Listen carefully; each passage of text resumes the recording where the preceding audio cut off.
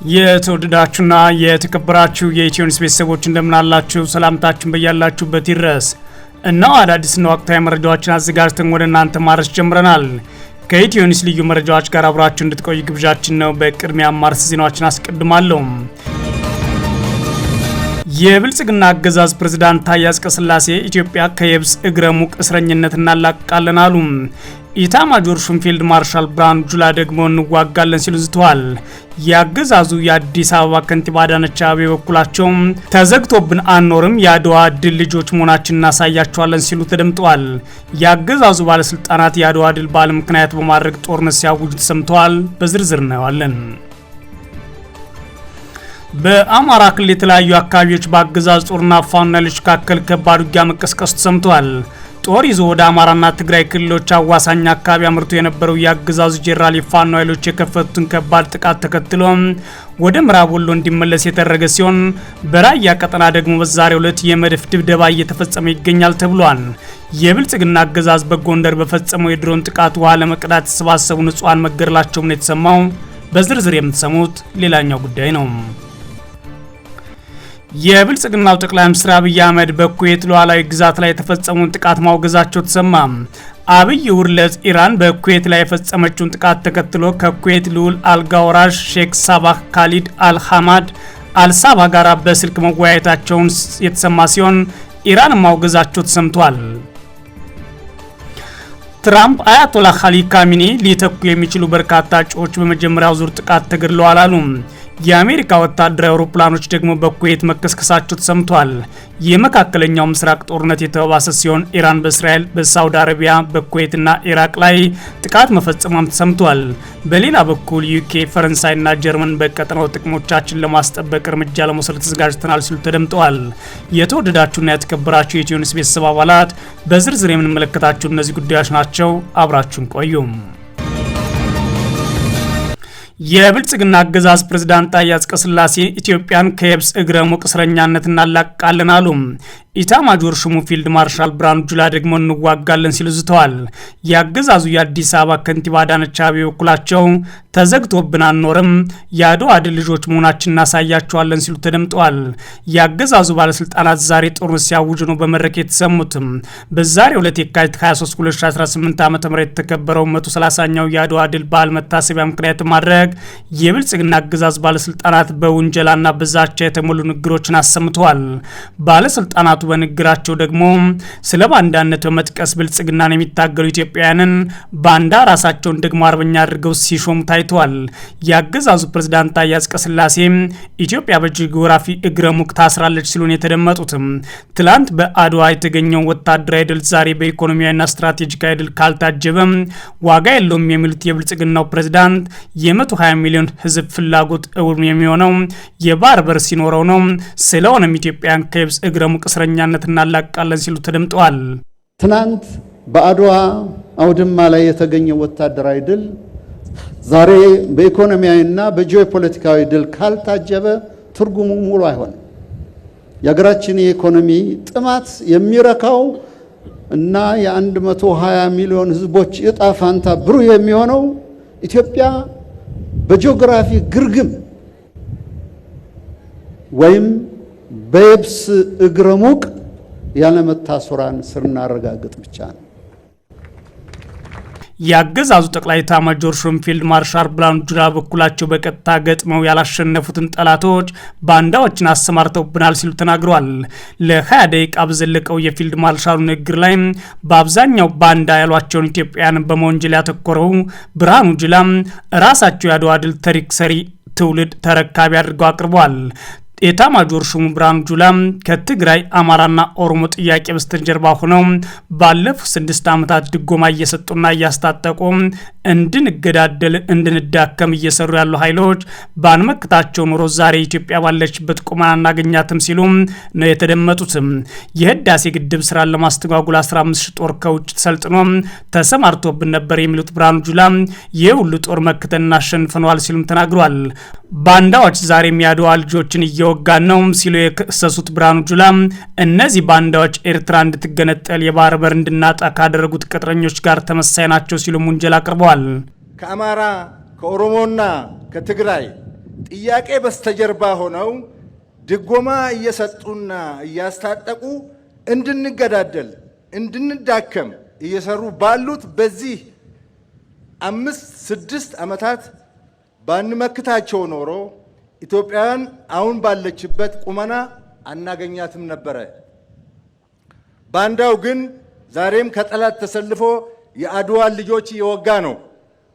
እነዚህ ተዋጊዎች ለሕዝብ መብት እየታገሉ እንዳሉ የሚረዳ ዜጋ ካለ ኤርትራን የማስገንጠልና የባህር በር የማሳጣት ተመሳሳይ ታሪክ ኢትዮጵያ ላይ ሊያመጡላት እየሰሩ ያሉ ቅጥረኞች እንደሆኑ አለመረዳት ነው። ያገዛዙ ጦር ኢታማጆር ሹም ብርሃኑ ጁላ አክለውም ታዝሎ የሚመጣና የውጭ ጠላትን አዝሎ የሚመጣ የውስጥ ጠላት በኩል ደረጃ እንዋጋለን ሲሉ ዝተዋል። ማን አዝሎ ማን ታዝሎ እንደመጣባቸው ያልጠቀሱት ብርሃኑ ጁላ በዛው ንግግራቸው ይመጣሉ ማለታቸው ዘንግተው የውጭ ጠላቶች እንደማያሸንፉን ስለሚያውቁ ራሳቸው አይመጡም ሲሉም ተደምጠዋል። ኢታማጆር ሹም ብርሃኑ ጁላ በንግግራቸው ኢትዮጵያውያን ባለሀብቶችን በጠላትን ደላላነት ከሰዋቸዋል። ጠላቶቻችን ገንዘብና ትጥቅ እየሰጡ ይልካሉ ያሉት ብርሃኑ ጁላ ባለሀብት ነን የሚሉ ኢትዮጵያውያን ደላላዎችን እየላኩ በጸረ ኢትዮጵያዊነት እንዲደሉ ያሰማራሉ። ሆኖም ግን እኛም መነቅነቅ አይቻልም ሲሉ አስታውቀዋል።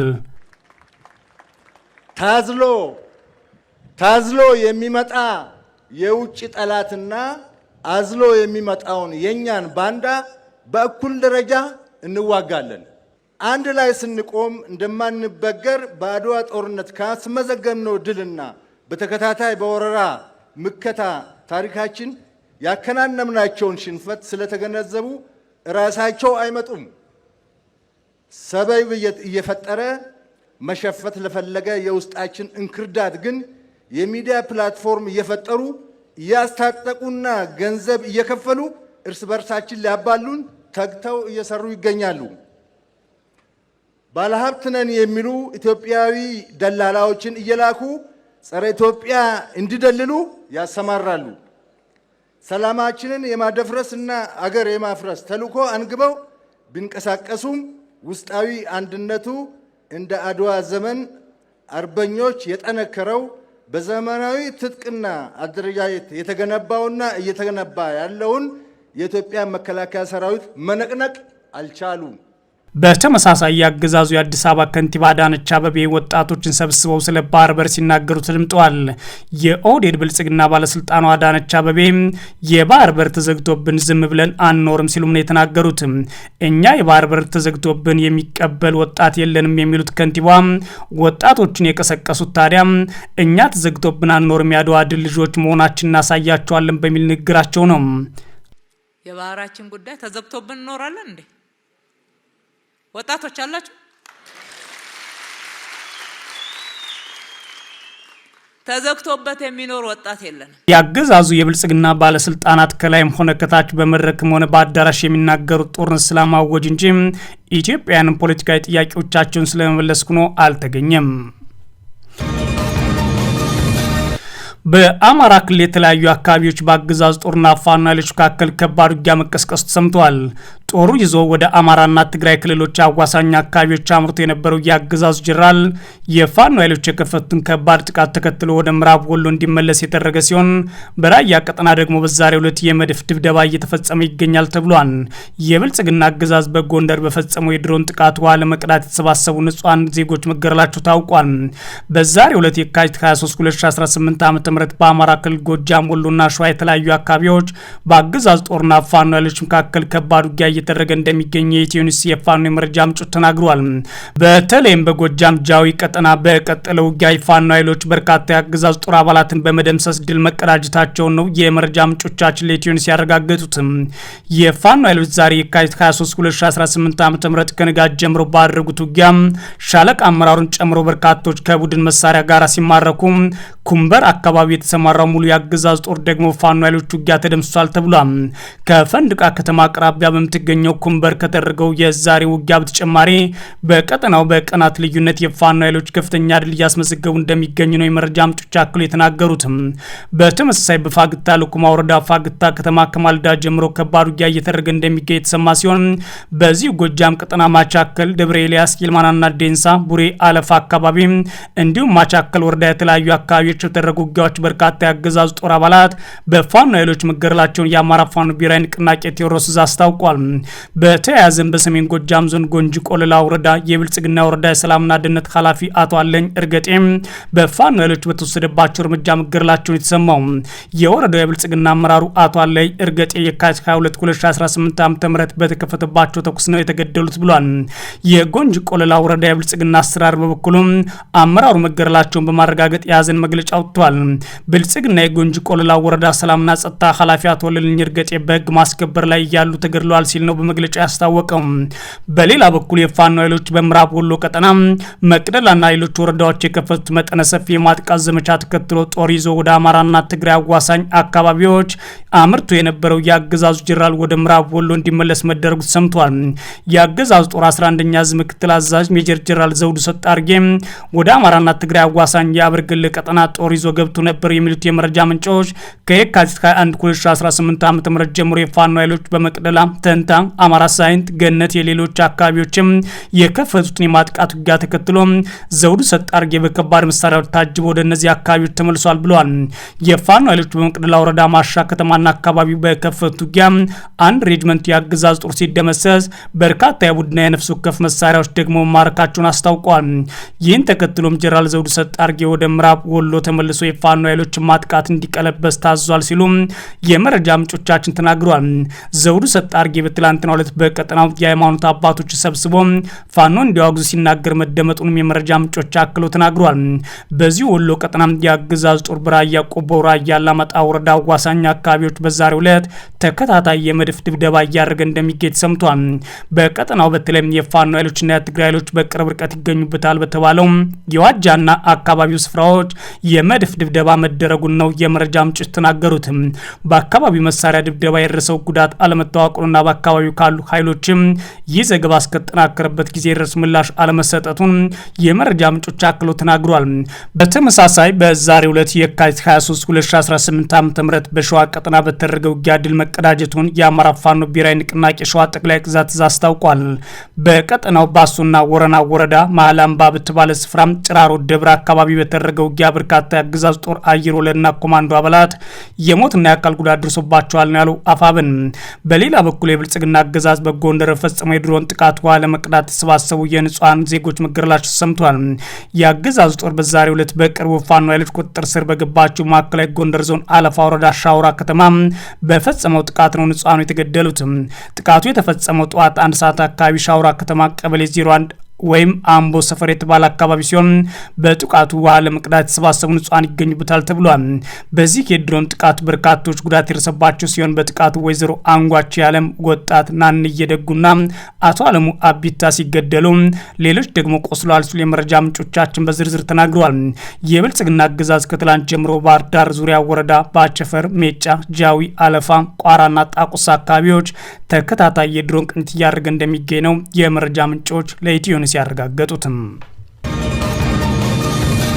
የብልጽግናው ጠቅላይ ሚኒስትር አብይ አህመድ በኩዌት ሉዓላዊ ግዛት ላይ የተፈጸመውን ጥቃት አወገዙም። አብይ አህመድ እሁድ ዕለት ኢራን በኩዌት ላይ የጀመረችውን ጥቃት ተከትሎ ከኩዌት ልዑል አልጋወራሽ ሼክ ሳባህ ካሊድ አልሐማድ አልሳባ ጋር በስልክ መወያየታቸው የተሰማ ሲሆን ኢራን ማውገዛቸውም ታውቋል። የብልጽግናው አገዛዝ ጠቅላይ ሚኒስትር አብይ ከኩዌት ልዑል አልጋወራሽ ጋር ባደረጉት ውይይት በአገዛዙ ሉዓላዊ ግዛትና የአየር ክልል ላይ የሚፈጸም ጥቃት በጽኑ ማውገዛቸውን የኩዌት ዜና ወኪል ነው የዘገበው። አብይ አህመድ ድርጊቱ የዓለም አቀፍ ሕግና የተባበሩት መንግስታት ቻርተር ጥሰት ነው ማለት ዘገባዎች ያመለክታሉ። ጠቅላይ ሚኒስትሩ ከልዑል አልጋወራሹ ጋር በነበራቸው የስልክ ንግግር ወቅት የኩዌት ዜጎችና ተቋማት ላይ የሚደርሱ ጥቃቶችን ማውገዛቸው ተገልጿል።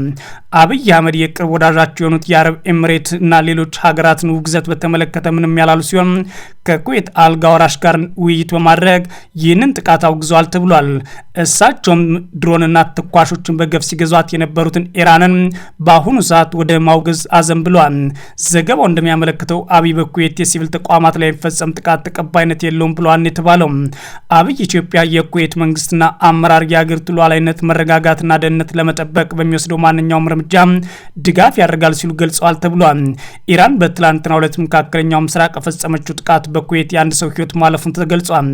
ኢራን በበርካታ የመካከለኛው ምስራቅ አገራት ላይ ዛሬም ጥቃት ተፈጸመች ሲሆን በባህሬን፣ ዱባይ እንዲሁም በኩዌት የአሜሪካ ኤምባሲ አቅራቢያ ፍንዳታዎች መሰማታቸውን የሀገሪቱ መገናኛ ብዙሃን ዘግቧል። የኩዌት ልዑል አልጋ ወራሽ ሼክ ሳባህ ካሊድ አልሐማድ አልሳባህ አብይ አህመድን ስላሳዩት ድጋፍ እንዳመሰገኑ ገልጸው በምን ምክንያት እንደደወሉላቸው ባይገለጽም ግን በዋናነት ይህንን ጉዳይ አድርገው እንዳልደወሉላቸው ግን ታውቋል። ትራምፕ አያቶላህ አሊ ካሚኒ ሊተኩ የሚችሉ በርካታ እጩዎች በመጀመሪያው ዙር ጥቃት ተገድለዋል አሉ። አሁንም የአሜሪካ ወታደራዊ አውሮፕላኖች በኩዌት መከስከሳቸው ሰምቷል። የመካከለኛው ምስራቅ ጦርነት እየተባባሰ ሲሆን ኢራን በእስራኤል፣ በሳውዲ አረቢያ፣ በኩዌትና ኢራቅ ላይ ጥቃት መፈጸሟን ቀጥላለች። እነዚህ ሀገራትና አሜሪካ በተለይም በዋናነት እስራኤል በኢራቅ ላይ የሚፈጽሙት ገደብ የለሽ ጥቃትም ተስፋፍቷል። በሌላ በኩል ዩኬ፣ ፈረንሳይና ጀርመን በቀጠናው ጥቅሞቻችን ለማስጠበቅ እርምጃ እንወስዳለን ብለዋል። የአሜሪካ ፕሬዝዳንት ዶናልድ ትራምፕ ከአሜሪካው የቴሌቪዥን ጣቢያ ኤቢሲ ጋር ባደረጉት ቃለ ምልልስ አያቶላህ አሊ ካሚኒ ተካሉ ተብለው ተስፋ የጣለባቸው አብዛኛው እጩዎች በመጀመሪያው ዙር ጥቃት ተወግደዋል ብለዋል። የኤቢሲ ጋዜጠኛ የሆነው ጆናታን ካረል በማህበራዊ ሚዲያ ገጹ ላይ ከአሜሪካው ፕሬዝዳንት ጋር በስልክ በነበረው ቃለ ምልልስ ላይ አብዛኛዎቹ እጩዎቹ ማስወገድ ረገድ ውጤታማ ነበር እንዳሉ ጽፏል። የኢራን ጠቅላይ መሪ አያቶላህ አሊ ካሚኒ በአሜሪካና በእስራኤል የአየር ጥቃት ባለፈው ቅዳሜ የካቲት 21 2018 ዓ.ም ተገድለዋል። የአሜሪካ ፕሬዝዳንት ዶናልድ ትራምፕ ከዚህ ቀደም ኢራን ለመምራት 3 ጥሩ አማራጮች ምራቸውን ተናግረው የነበረ ቢሆንም ስማቸውን ከመዘርዘር ግን ተቆጥበዋል። እሁድ ዕለት የአሜሪካ ማዕከላዊ ዕዝ በኢራን በተፈጸመ ጥቃት 3 አሜሪካ ወታደሮች መገደላቸውና 5 ደግሞ የመቁሰል አደጋ እንደደረሰባቸው ካረጋገጠ በኋላ ተጨማሪ አሜሪካውያን ላይ ጉዳት ሊደርስ እንደሚችል ፕሬዝዳንት ትራምፕ ተናግረዋል። ይህ ከተባለ በኋላ ነው ታዲያ የአሜሪካ ወታደራዊ አውሮፕላኖች በኩዌት የተከሰከሱት። ዛሬ ጠዋት በርካታ የአሜሪካ ተዋጊ አውሮፕላኖች ተከስክሰዋል ሲል የኩዌት የመከላከያ ሚኒስትር አስታውቋል። የበረራ አባላቱ ምንም ጉዳት ሳይደርስባቸው በህይወት ተፈርፈዋል በማለት ወደ ሆስፒታሎች መወሰዳቸውን መግለጫው አክሏል። የኩዌት መከላከያ ሚኒስቴር መግለጫ የበረራ አባላቱ ሁኔታ የተረጋጋ ነው ብሏል።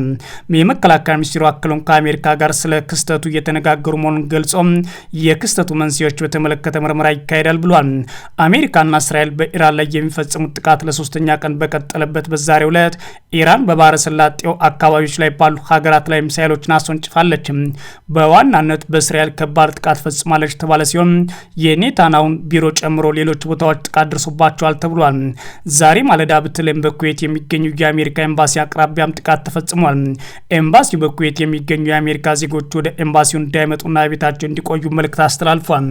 በኤምባሲው ድረገጽ ላይ የሰፈረው መልእክት ወደ ኤምባሲው እንዳትመጡ ካለ በኋላ ቤታቸው ውስጥ ደህንነቱ በተጠበቀ ስፍራ እንዲሆኑ ያዛል። አክሎም በመስኮት አካባቢ አትቅረቡም፣ ወደ ውጭ ማትውጡ ሲል በአገሪቱ ለሚገኙ አሜሪካውያን የደህንነት መልእክቶች አስፍሯል። ኢራን በመካከለኛው ምስራቅ ትላንት በፈጸመችው ጥቃት በኩዌት አንድ ሰው መገደሉ ይታወቃል። የአሜሪካ አጋር የሆነችው ኩዌት ከኢራን የተተኮሰባት ሚሳኤሎችን እያከሸፈች ትገኛለች። ሮይተርስ የዜና ወኪል በበኩሉ በኢራቅ የሚገኝ የደህንነት ባለስልጣናት በመጥቀስ በሰሜናዊ ሀገሪቱ ክፍል የሚገኘው በኤርቢል አውሮፕላን ማረፊያ 3 የታጠቁ ሰው አልባ አውሮፕላኖች መጥቶ መጣሉን አስታውቋል። በአውሮፕላን ማረፊያው የአሜሪካ ወታደሮች ይገኛሉም ተብሏል። ሮይተርስ ሰው አልባ አውሮፕላኖቹን ተመተው መውደቃቸውን የገለጠው በጦር ሰፈሩ ከፍተኛ ፍንዳታ መሰማቱን ኤፍፒ ጋዜጠኛ ከዘገበ በኋላ ነው። በሳምንቱ መጨረሻ አሜሪካ ሰው አልባ አውሮፕላኖችን ማክሸፏን ማስታወቃ ነበር። ይህ በእንዲህ እንዳለ ጦርነቱ እየተስፋፋ ሲሆን በአሁኑ ሰዓት አውሮፓ ሀገራት በጦርነቱ ለመሳተፍ ጫፍ ላይ መድረሳቸውን አስታውቋል። ዩናይትድ ኪንግደም፣ ፈረንሳይና ጀርመን በጋራ ባወጡት መግለጫ ኢራን በጎረቤቶቿ ላይ የፈጸመችውን ያልተመጣጠነና የዘፈቀደ የሚሳኤል ጥቃት አውግዘዋል። ዩናይትድ ኪንግደም በበኩሉ አሜሪካ የብሪታንያ የጦር ሰፈሮችን ተጠቅማ የመከላከል እርምጃ እንድትወስድ ልትፈቅድ መሆኑን ማስታወቃለች። ጠቅላይ ሚኒስትር ኪር ስታርመር ፕሬዚዳንት ኢማኑኤል ማክሮንና የጀርመኑ ቻንስለር ፍሬድሪክ ሜርዝ ኢራን ጥቃት መፈጸሟ እንድታቆም ጠይቀዋል። ሀገራቱ መካከለኛው ምስራቅ ያላቸውን ጥቅም ለማስጠበቅ አስፈላጊ እርምጃዎች ለመውሰድ ዝግጁ ናቸው ተብሏል።